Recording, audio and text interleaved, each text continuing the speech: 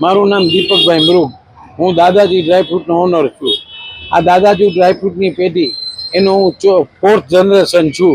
ચોથી પેઢીથી અમે આ કામ કરીએ છીએ અને ડ્રાયફ્રૂટનો અમારા ગ્રાન્ડફાધર વખતથી અમારું આ કામકાજ છે. ડ્રાયફ્રૂટ આ વર્ષે કિસમિસમાં, જરદાલુમાં, એપ્રિકોટમાં અને અખરોટમાં 35 થી 40% ભાવ વધારો છે. કારણ કે આ વર્ષે આ 4 વસ્તુનો ક્રોપ ઓછો છે એમના હિસાબે.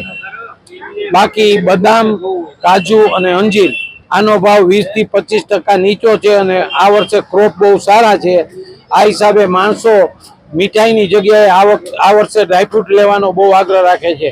અને બીજું નવામાં આ વર્ષે ફેન્સી બોટલવાળા બોક્સ જે આવે છે, 2 બોટલ, 3 બોટલ, 4 બોટલ, એના ફેન્સી બોક્સની ડિમાન્ડ ખૂબ છે.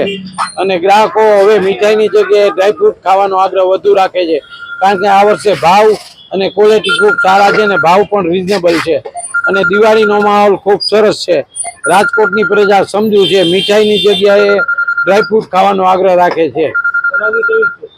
જનરલ દર વર્ષ કરતાં આ વખતે ડબલ ડિમાન્ડ છે. કારણ કે ભાવ અને ક્વોલિટી ખૂબ સારા છે, એમના હિસાબે ડબલ ડિમાન્ડ છે.